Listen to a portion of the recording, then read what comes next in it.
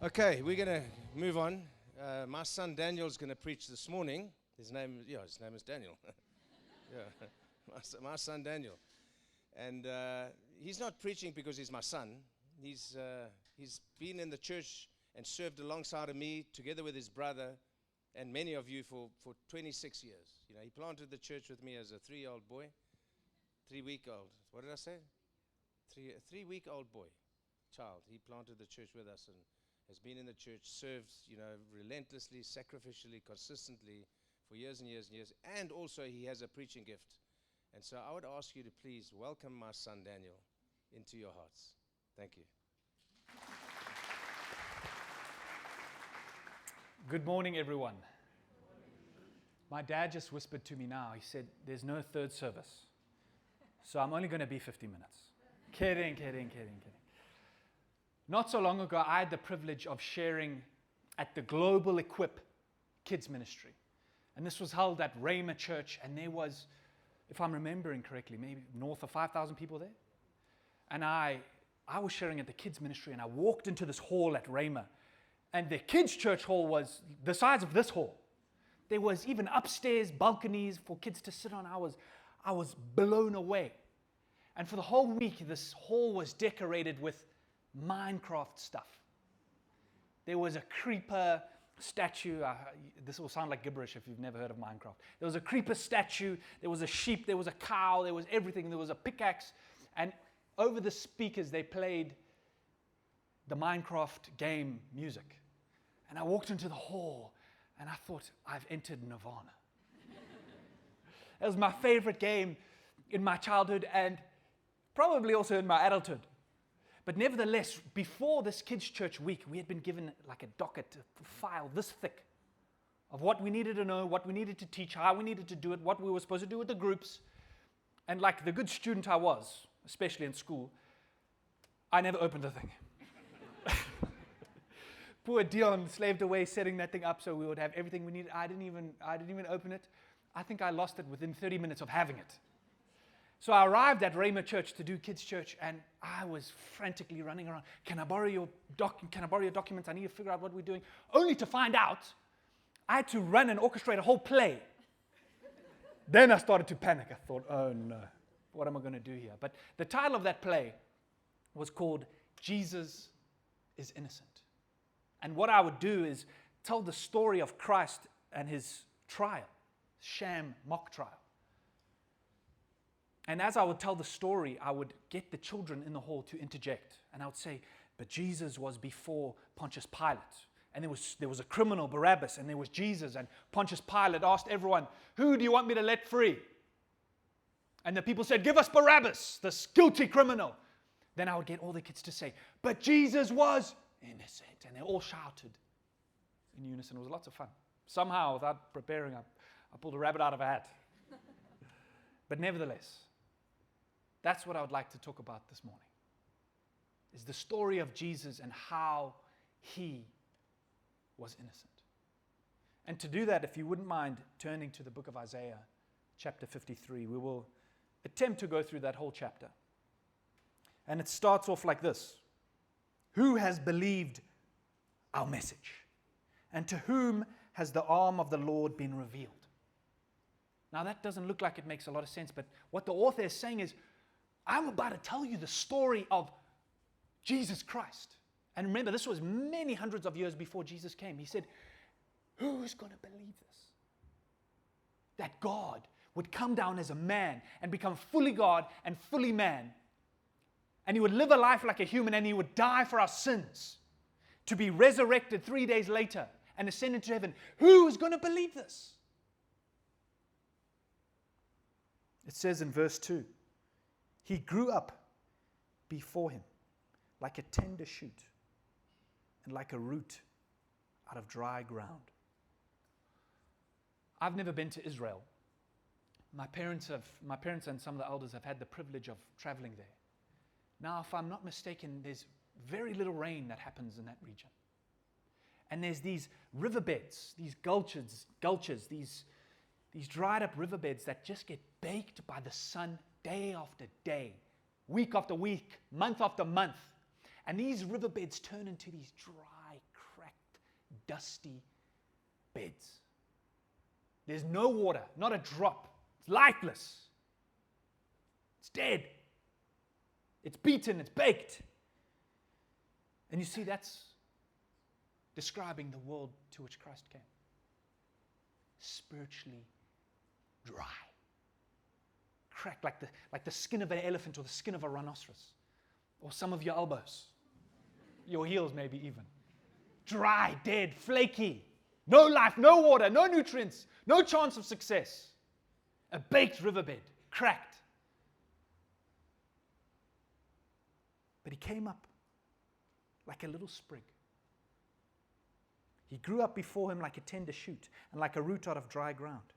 He had no beauty or majesty to attract us to him. Nothing in his appearance that we should desire him. And Jesus is that sprig. When he came down as a man and he shot up as a little root in this barren wasteland. Now you might think, oh, how pretty. This barren wasteland, this empty river, cracked and dried and broken and lifeless. Up comes a little root.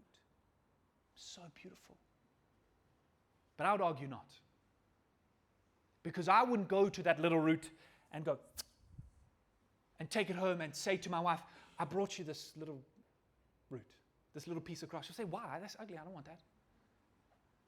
There's no blossom. There's no beauty. There's no aroma. It's a little root that shot up out of a place where there should be no life. There's no beauty, none, that we should desire him. Some of these silly, I don't know, I probably shouldn't say this. My dad's right there. But these Christian shows, some of them irritate me. They're rubbish. But sometimes how they portray Jesus is this beautiful, handsome, 6'3" blonde man with his hair flowing in the wind and he's all muscular. He's gorgeous. But that's not what the Bible tells us about him. It says there was nothing about his appearance that would attract us to him. Elsewhere in the Bible it says his hair was thick and coarse and he had rough, rugged and dark skin.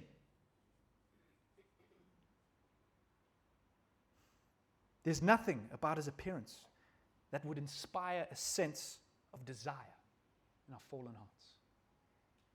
Verse 3 reads, he was despised and rejected by mankind, a man of suffering and familiar with pain, like one from whom people hide their faces.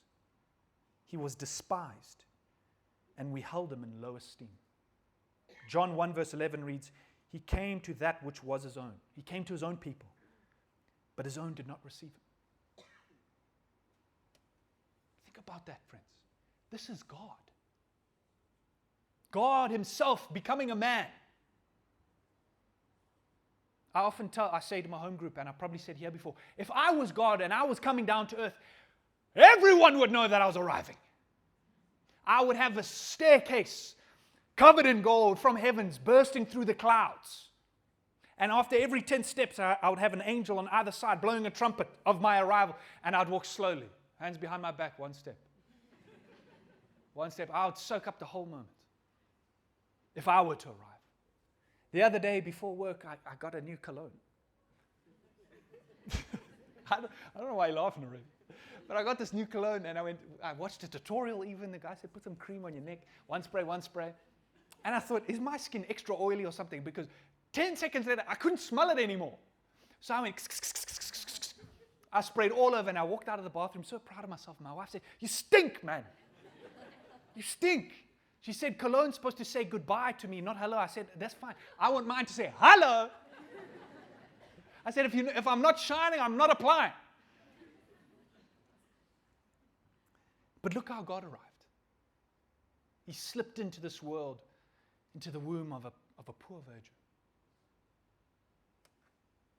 In poverty. He was born in a manger.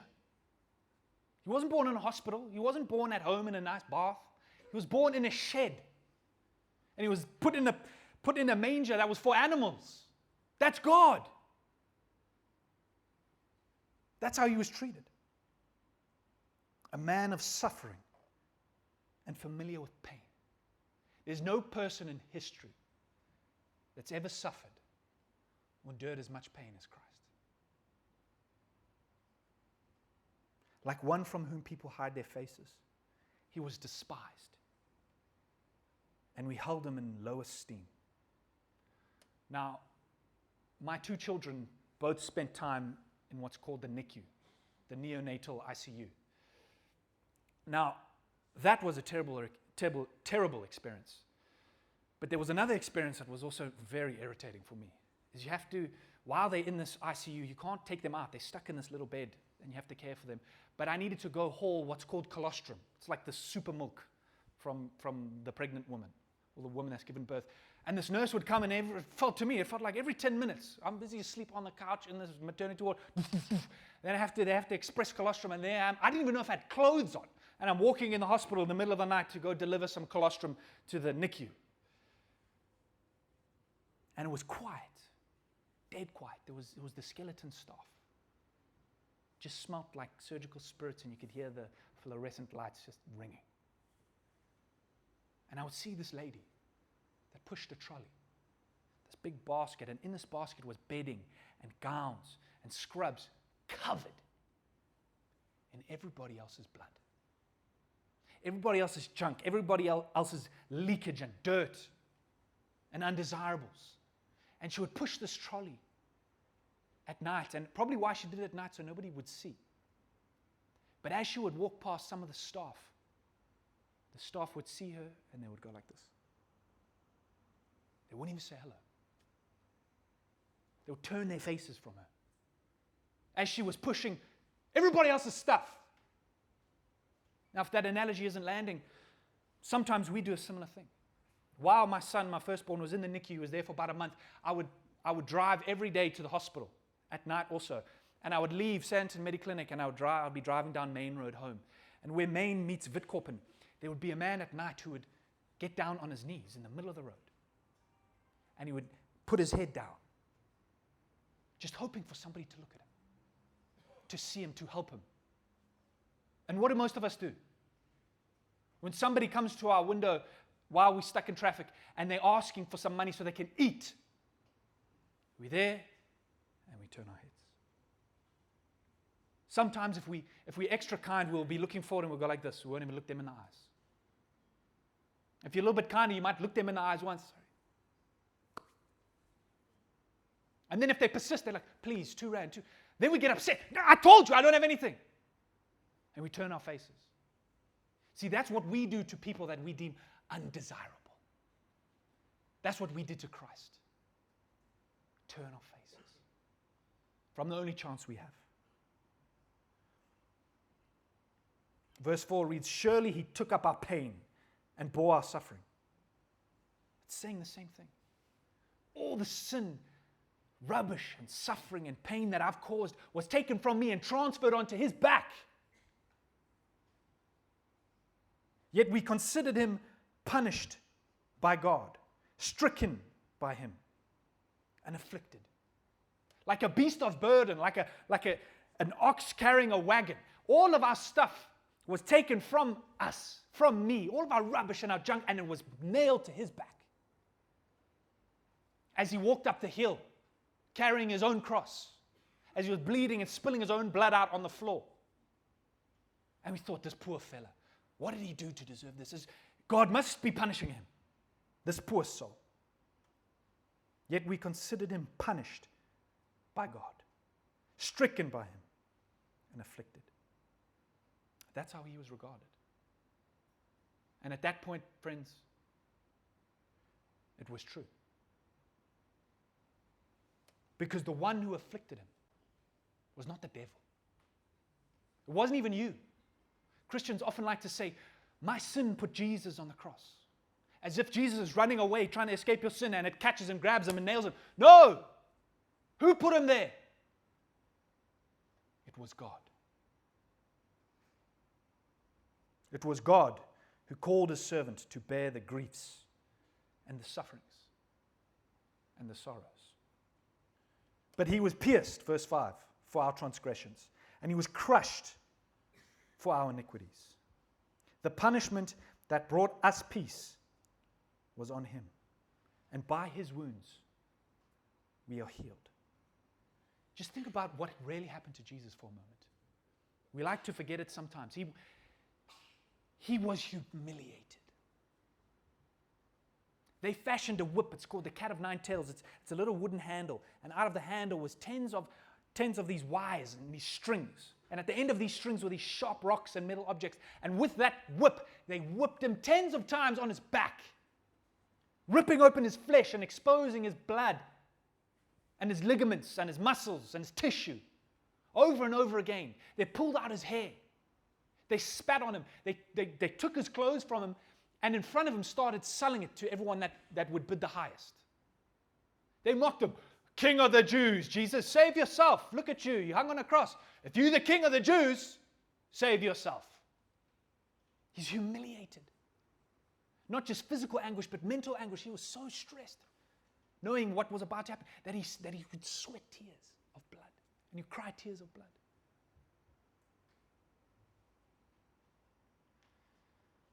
And he was whipped. He was bruised and his body was broken. And I know and I believe that God can heal. But who could be healed from that beating? How's that going to be fixed? But it reads, by his wounds, our healing is found. Verse 6, we all are like sheep. We all, like sheep, have gone astray. Each of us has turned to our own way. We are the sheep, running around doing whatever we want.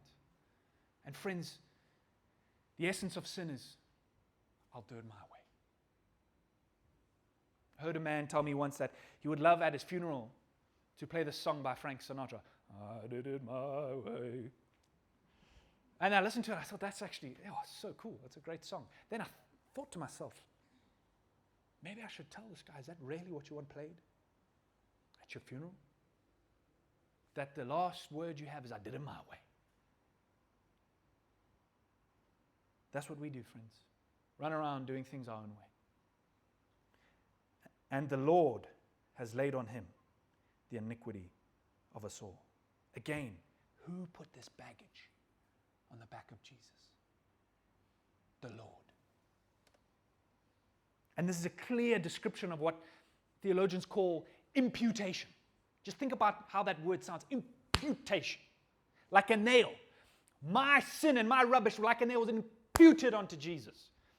And he was a perfect man. And his perfect being died for me.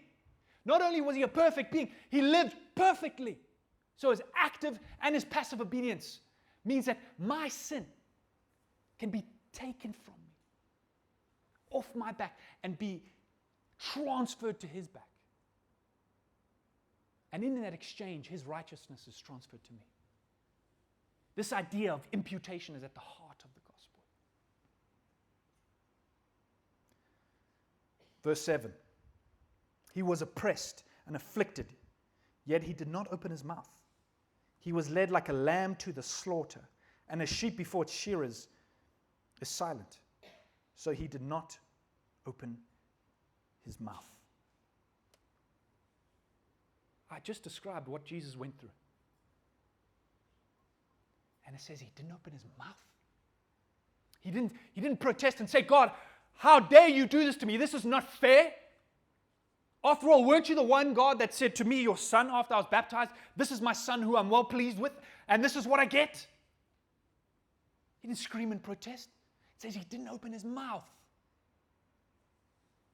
You know, there's a lesson there that I think should be called the art of shutting your mouth. It's an art I'm still learning. I'll tell you, I'm very good at opening my mouth and moaning. I'm very good. Just this last week, we played in our FCC golf day, and there was a competition for the longest drive, and I swung so hard. I think I dislocated a few things in my spine, slipped a disc. I was sore after that shot. I swung so hard, and this ball went like 700 meters into, no, I'm kidding. It went far enough. I'm not going to tell you the number because there might be people that can drive longer. But I hit it as far as I could. Then I drove down there on the cart, got my little booklets, and signed Daniel Sivewright. And I thought, no, not a chance anyone's beating this distance. Then we finished the round of golf, and one of the people in the church invited his friends, and this man drives it further than me. I said, this isn't fair. He doesn't come to the church. See, I'm moaning. I'm moaning.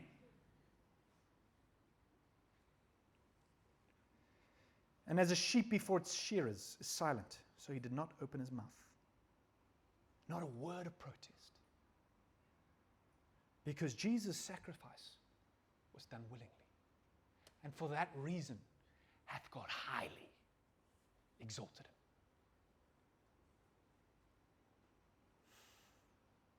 He was led like a lamb to the slaughter, and a sheep before its shearers is silent, so he did not open his mouth. By oppression and judgment he was taken away. Yet who of his generation protested? For he was cut off from the land of the living. For the transgression of my people he was punished. I was born in this country, and I've got that green passport, the green mamba. Now, my mother is born in Denmark, so I had the great idea, I'm going to get rid of that silly green mamba. It's useless. As fast as I can and get myself a European passport. So that's what I did. I went to Denmark when I was about 20 years old, and part of the rules there is that you have to stay in Denmark for 3 months straight. You're not allowed to leave, and after those 3 months, you can get your passport. So naturally, being a South African, I arrived there and I thought, how can I get this thing as quick as possible so I don't have to stay here 3 months? Now, my uncle, most of you have met him, he was here not so long ago. He's a general in the army. So there we go, off to the Danish Home Affairs, and he's a big man, bigger than me, so I'm cowering behind him, hiding. And he's got his whole military garb on, I would be scared of him. And then he's at the front of the desk talking to this person. I still remember his name. His name's Nicolaj. He's talking to this person in Danish, and I'm hiding behind him. Like, please don't ask me a question, because I can't speak a word of Danish. Not one lick. And my uncle's talking to this man, and eventually I see this man behind the desk. Leans around and he sees me. And then he speaks to me in Danish. He asks me a question. And I said, I don't know what you're saying. And he said to me, you're looking for your passport, aren't you? I thought, oh no, the gig's up. He's on to us. Then he said, don't worry, I'll help you. And trust 2 South Africans to go trick the whole first world European system. I got that thing. I didn't have to be there for 3 months. I got it in like 1 month. And as soon as I got a letter from the Danish government saying, your passport and ID card's on its way, I was out of there, went back home. Only to find. Yeah, this is going on the internet. Allegedly. Only to find a couple of months later, I got a letter from the Danish government in Danish. I thought, what could this be? My dad and I were translating it, and it says, you have officially been drafted into the Danish army. And I panicked. I was back in South Africa, and I wasn't yet married, and my girlfriend, fiance at the time, were talking to each other. I said, what are we going to do? What if I have to go to Denmark and go to the army? What if I die there? And we're thinking, maybe we should just have a kid now. And we thought, whoa, okay, wait, hold on, wait. I said, I'm not going there. I'm just going to have to be on Interpol, some list. I'm just never going back there, but I'm going to keep the book. I'm going to keep that red passport. But who has Jesus in his family tree? He's cut off. Nobody came after him. He wasn't married, didn't have any children. Who was in his family tree except his adopted sons and daughters? Verse 9, he was assigned a grave with the wicked and with the rich in his death, though he had done no violence, nor was any deceit in his mouth. Now this is where this story starts to change. Before, it's all about Christ's humiliation. But it starts to switch here. And what was customary with all prisoners and all war criminals that were crucified is that their bodies would be taken and thrown into this garbage dump outside of the city called Gehenna. And it was this big valley, this big ditch. And all the city's waste and refuse and rubbish would be chucked into this pit. And they would take a flame and they would light this pit on fire. And because they never ran out of rubbish, it never stopped burning. And that's where they were going to take Christ's body and throw it in there with all the other criminals, with all the other rubbish and the junk. And they went to Pilate and they said, please, can we just give him an honorable burial? And he said, okay. So they took Christ's body and they buried him in the tomb of a wealthy man. That's where it starts to shift. That's where it starts to change. Because he had done no violence, nor was any deceit in his mouth. Verse 10, yet it pleased the Lord to bruise him. He has put him to grief. God has put him. Now, this isn't saying that God had some diabolical pleasure in tormenting his son, or that it's a case of cosmic child abuse. But nevertheless, there was something profoundly pleasant in the bruises and wounds of his son. Because this is the method from all eternity, before the foundations of the earth, that the Father, the Son, and the Spirit in perfect unity agreed upon. This was the method and means to which we will redeem evil. We will solve it and redeem it. Now, I believe this is God's sovereignty at its finest. That God took pleasure in the suffering of his son. Why? It should have been me that suffered. I won't speak for you, but maybe some of you, but it definitely should have been me, not him.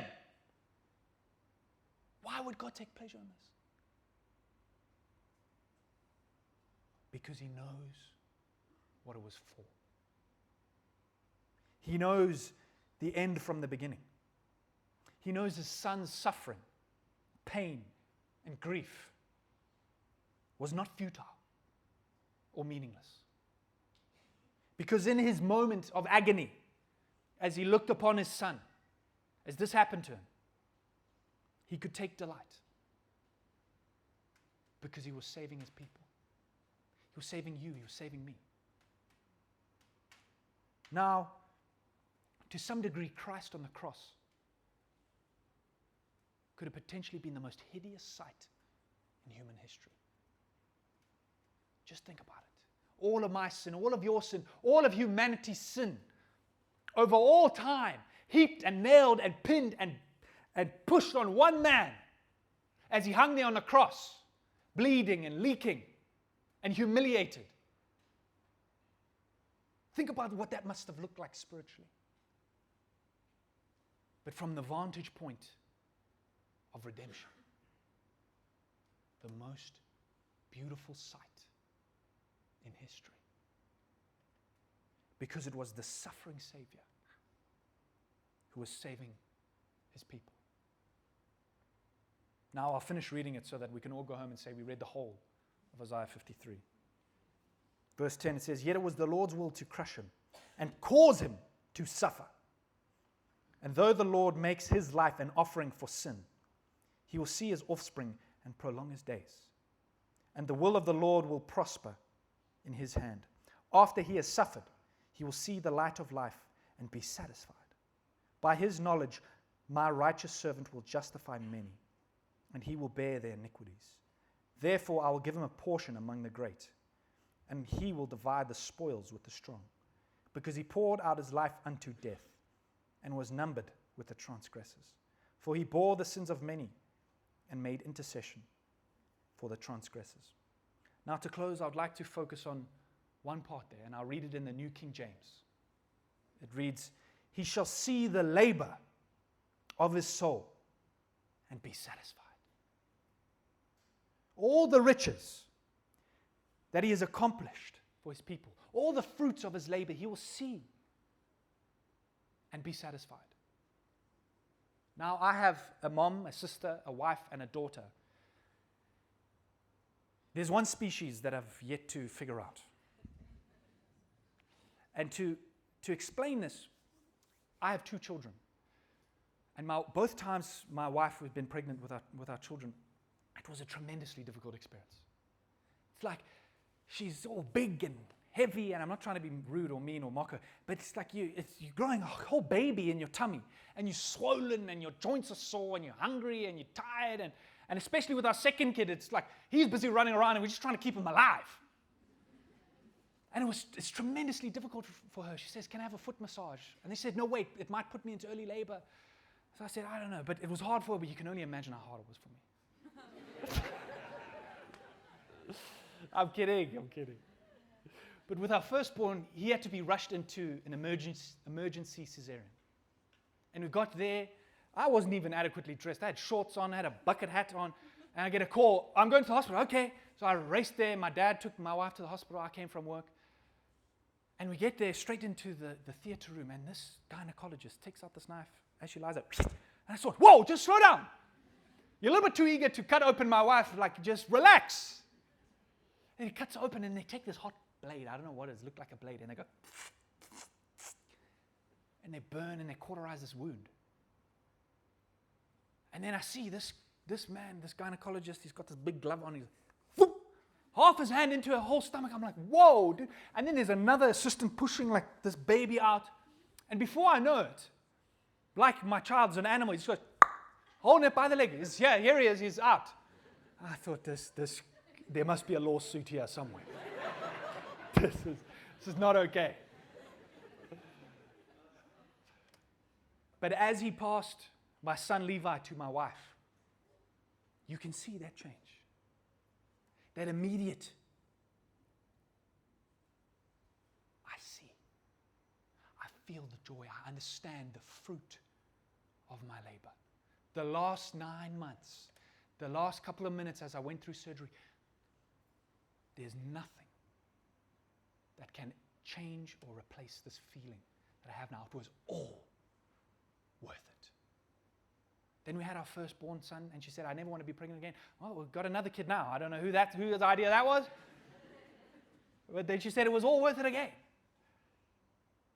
You see, friends, that's the promise. That one day, we will see the travail of all the pain, suffering, and agony that we have endured in our lives. 1 Corinthians 15:58 says, therefore, my dear brothers and sisters, stand firm. Let nothing move you. Always give yourselves fully to the work of the Lord, because you know that your labor in the Lord is not in vain. You see, for the Christian friends, there's no such thing as meaningless suffering or purposeless pain. We might never get the meaning or the purpose. We might never understand at this side of life. But there will come a moment when we see God face to face, that all the suffering, all that we've endured for His name's sake, we'll see that and be satisfied. The worst pain that we may suffer in this world isn't worthy to be compared to the joy and blessedness that is stored up for us in heaven. That's why the wise man says it's better to go to the house of mourning than to spend your time with fools. If you wouldn't mind standing with me as I pray.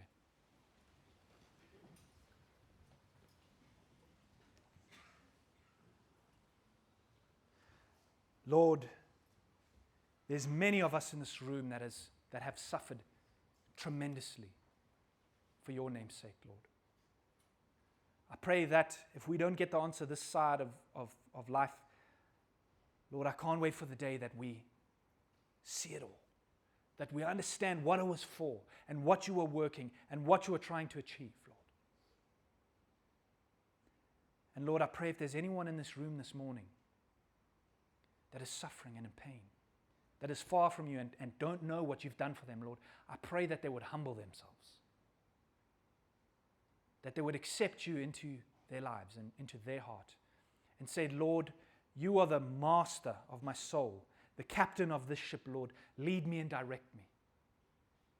Lord, I pray that for those of us that know Christ, that would lean on Him.